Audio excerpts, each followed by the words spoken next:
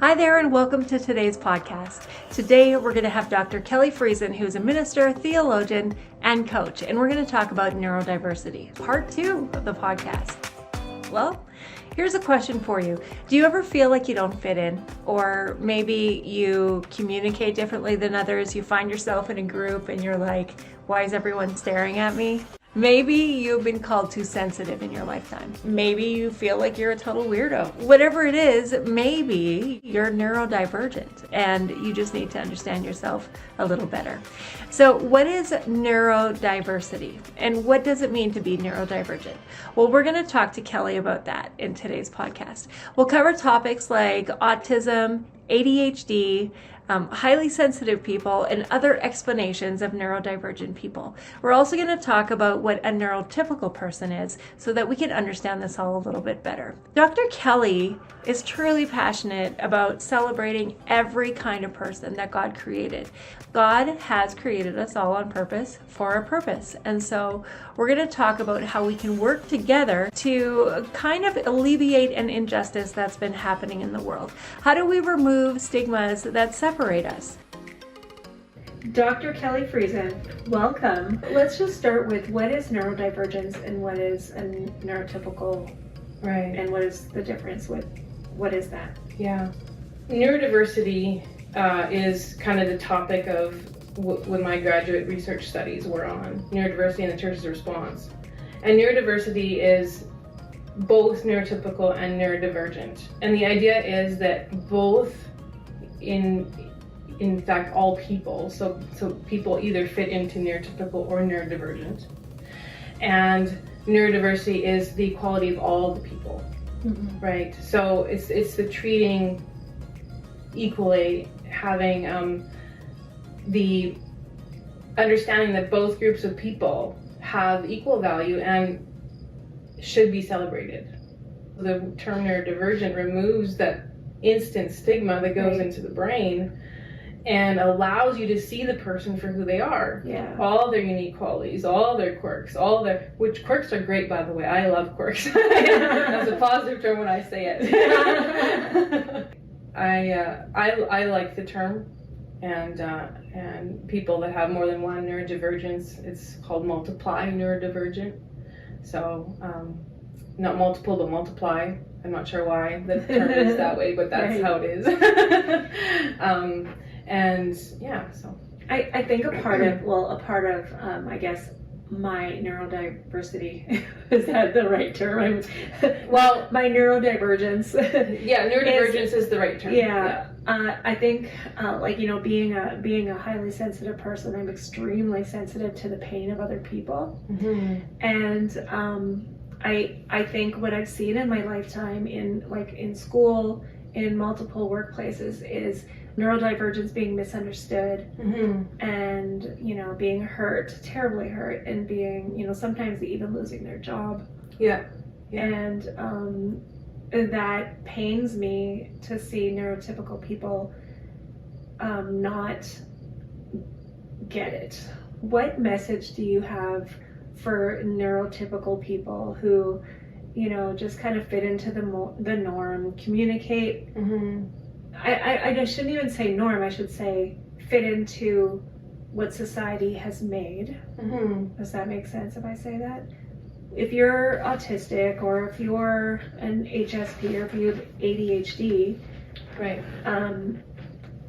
How does a neurotypical person take a neurodivergent person and pull them in to make the atmosphere the norm for everybody? Great question. And I part of my research with neurodiversity and church's response was partly that within the church. How do we embrace neurodiversity, right? And what has been the experience of neurodivergent people within the church?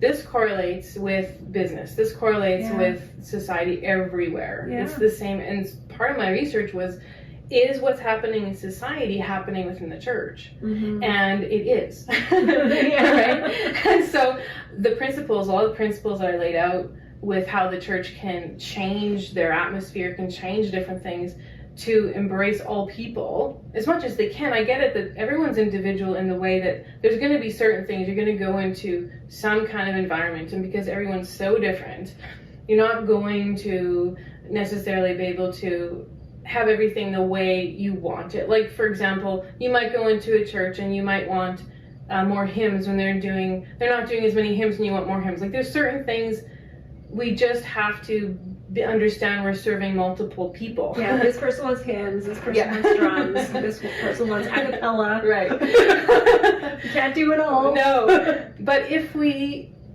go, okay, so a neurotypical person could say, I find this naturally comfortable, right? Where if they can really start to listen to neurodivergent people and what they naturally find comfortable, we can start to change the churches, we can start to change our places of employment. We can start to go, okay, just because this isn't how maybe 80% of the people are doing it in the church or in business doesn't mean it's wrong, right? And we can embrace different ways. So for example, maybe a neurodivergent person comes into the church and they can't handle the loud music. Mm-hmm. Let's have some earplugs handy for them. Mm. Just anyone can take them, no questions asked, free for all. It's just, and people who aren't neurodivergent may find that more comfortable too. They might just find it loud. Yeah. Right? So now no one's pointed out. No one's made to feel like they don't belong, right? Mm-hmm. Or and this can be even the case in business, right? Mm-hmm. Maybe you need to have headphones on to concentrate mm-hmm. on what you're doing at your desk, right?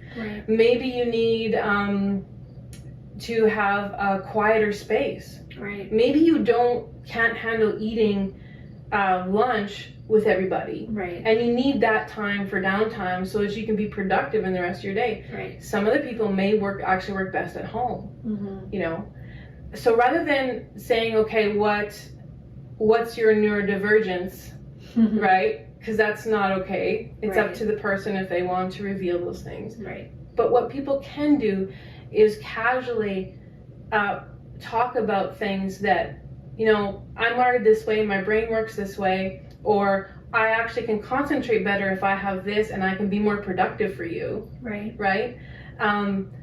Rather than this is my diagnosis, because not everybody wants to talk about it. And if you do, that's great, but not everyone does, and it's up to them, right? They should feel free to talk about it when they want to and when they don't want to. Right.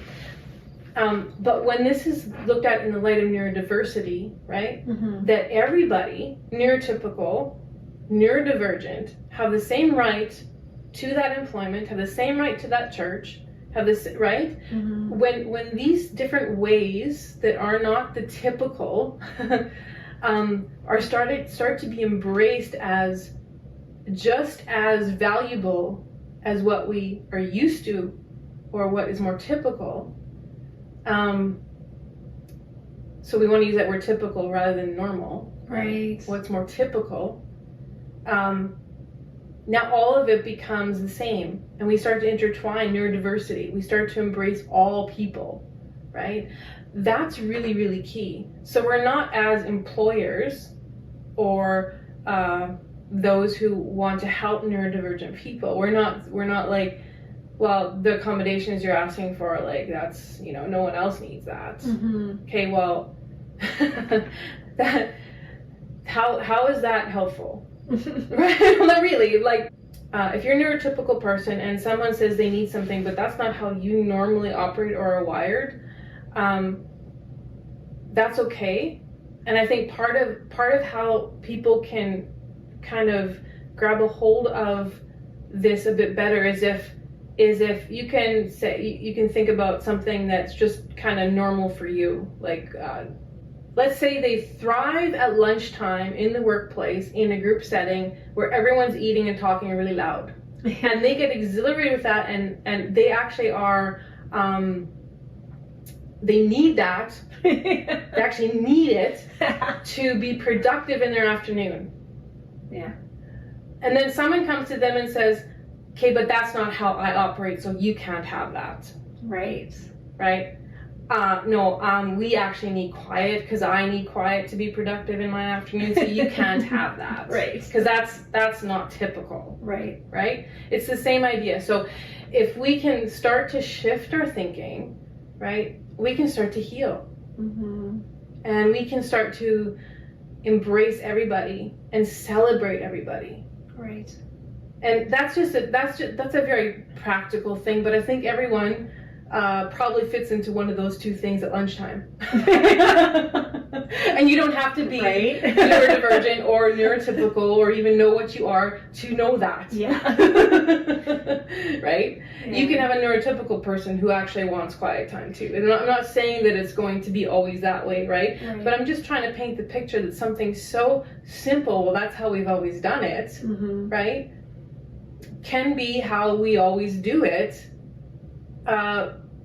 giving different ways, right? Like we can move forward celebrating whatever people need and not look at it like this is weird and we have to accommodate them and oh, they're wearing like earplugs in church or they're wearing headphones at work or oh, okay, like it's kind of weird. No, this is just the norm. This is, we are now making protocols within mm-hmm. our church structure, within our business structure. What do you need to be productive? Because the end goal is productivity in the business, right? It's not how you're looking like if you're like everybody else. Is productivity. That's what business is all about. So what would you have to say? Because as a neurodivergent person, what I have experienced in my lifetime is and this is sad to say, but I'm gonna mention it because I think others are in the same boat.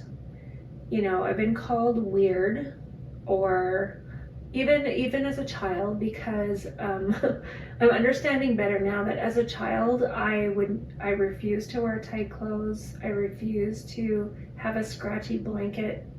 You know, all these things that a highly sensitive person would do, but there might be someone else that, you know, they have to have their book at the corner of their desk exactly so, otherwise they can't focus. Yeah, you know, just as a random example. Yeah. And then may get teased for that. And sometimes the teasing or the misunderstanding repeatedly in life. Right. There's a lot of hurt and rejection for many neurodivergents. Absolutely. Am I wrong on that? No, absolutely. And a lot of trauma, actually. Right. A lot of people have that I talk to have been very traumatized within society, within church, within business, everywhere, right? And because a large part of your profession is counseling and coaching. Yeah, more from a pastoral counseling angle, not a licensed counselor. So I do see a lot of people within the church. Right. Right. So you have experience, you know, counseling and coaching people who are neurodivergent. Absolutely. A lot of different neurodivergent diagnoses or traits. The sensitivity is really high with a lot of neurodivergent people, not just highly sensitive people. Right. So we can look at autism, we can look at ADHD, we can look at synesthesia. I think I'm messing up the pronunciation, but I think anyone watching will understand. And there's more. But a lot of these, a lot of times people don't even know what they are because they overlap a lot of times. Right. So especially if we look at like autism or we look at ADHD, there's like half of it overlaps, right? So there's there's a lot of highly sensitive things going on or sensory processing going on. Right. Those are sensory processing sensitivity, sensory processing disorder, highly sensitive people, empath, all different. And then within each one of those, everyone's different, right? So we just can't even like because but I think that's why, even especially with autism, they're trying to get rid of that high-low thing, right? Because it is really more of a here's a circle and there's different pies and all of these can be different traits within that and you're gonna have different percentages and all these different things. just these functioning labels that really cause a problem for people. The people who are high functioning don't get the accommodations or the help they need because they're too high functioning, right? Right. And then low functioning, they're assumed that they don't know, they can't speak for themselves, or they can't, like, it's not okay. Like, Right. neurodivergent people need to have a voice for themselves. Right. Right? And I'm just getting really passionate here, but but it's true. And you are passionate about this topic, and I love that. I love that. Yeah. So I like I said before, I did my doctoral work on neurodiversity and the church's response, and I'm expanding that work into books and into a certificate training program. Right. So I'm excited to take all that. And when I say books, I say that because the research was so phenomenal, and the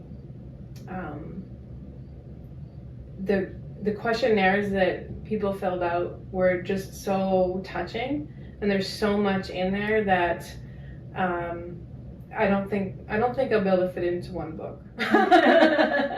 Right. Everyone's story needs to be heard, and so we'll see how I can go about doing that, because they're all equally great. Right. I would love to talk to you more about healing for a neurodivergence that have been rejected in their lifetime, and you know, and just other parts of it, and maybe we could elaborate more on some of the areas.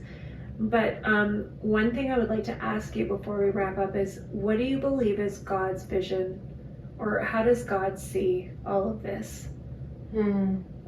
How does he see this whole topic from your perspective? Well, I can tell you what he's told me. He grabbed a hold of me, and that's a bit of a longer story, but a couple years back, and said, an injustice has been done to my people. And went on for, it was quite a long conversation we had about this, but if God is saying an injustice has been done to my people, we really need to take that seriously. And I did battle with him to jump into this topic, because it is huge, and it is there's a lot of people talking about it, not necessarily within the church. There are some, but not as much research as could have been, and that was evident with the testimonies. Yeah. I have a small part in this, and my part is I hopefully begin a conversation, you know, right, and that leads to healing, and that other people can join in with that conversation, that we can choose to look at the words we use, look at the pain we've caused, look at the trauma that's there, and take responsibility. Right. I think that's God's heart. Right. And so we need to be listening.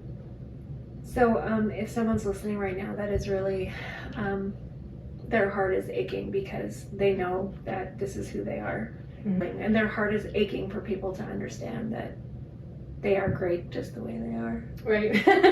Do you have any advice for that person listening? I think that everyone's journey in that is very unique, just as they're unique. Yeah.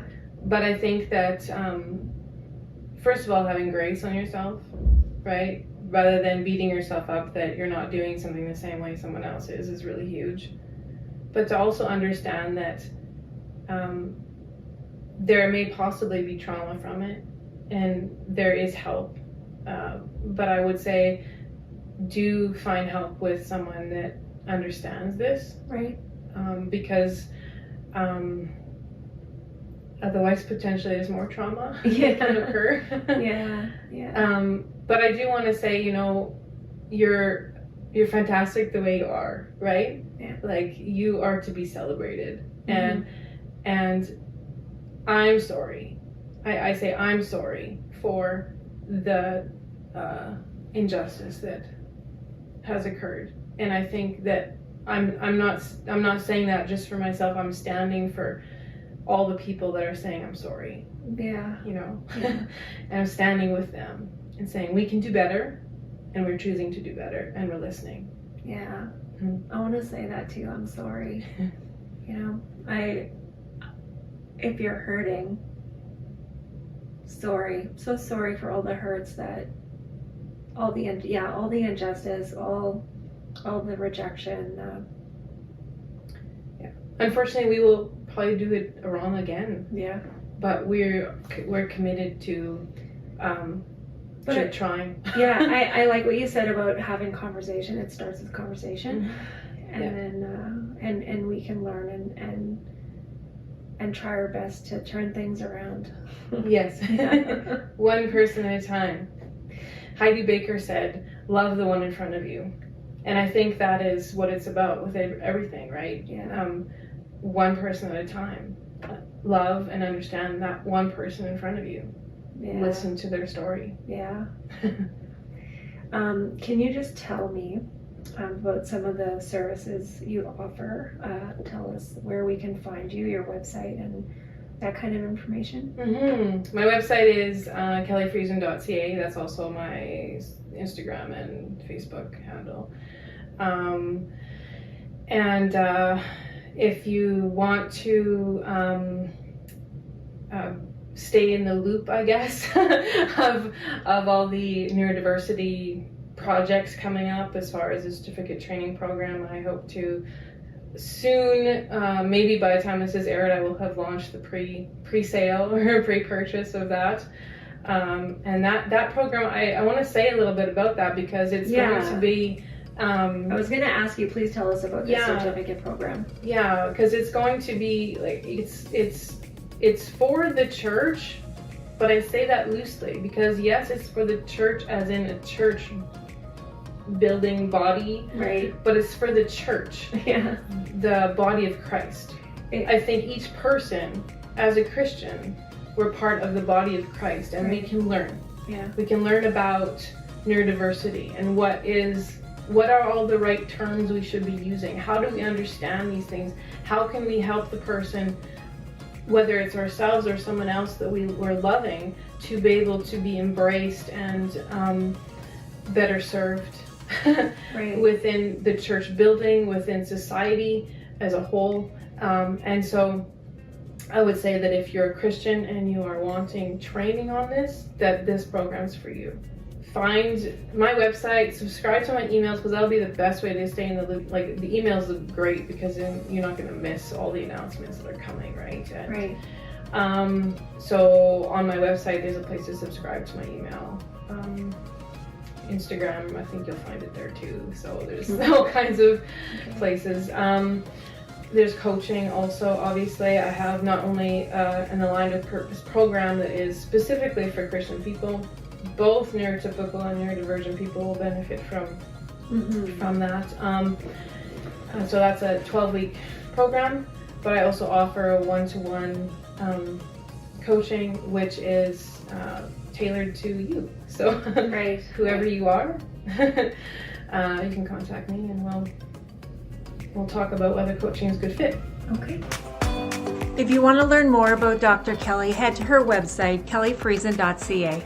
There you're going to be able to find the link to the course, Neurodiversity and the Church's Response. It's a certificate training program and it is available for pre-order, and it's going to be really great for your place of work or your place of worship. If you're a leader in a business or a workplace, this course is going to be amazing to bring people together, to help us understand each other, and to make sure that everyone is feeling included and loved. I've also placed the links below, so it's going to be easy to find. Remember to subscribe to the Phoebe Project on Spotify and on YouTube. Make sure to head to our Instagram page. You can also go to Facebook and TikTok. You'll find us in all these places. And I hope that together with my friends, we can help you get unstuck. If you'd like to share your story on the podcast about how you got unstuck, how God helped you through a really hard time, what you did to pull yourself out of the mud, what God did to help you, please reach out. We'd be happy to tell your story.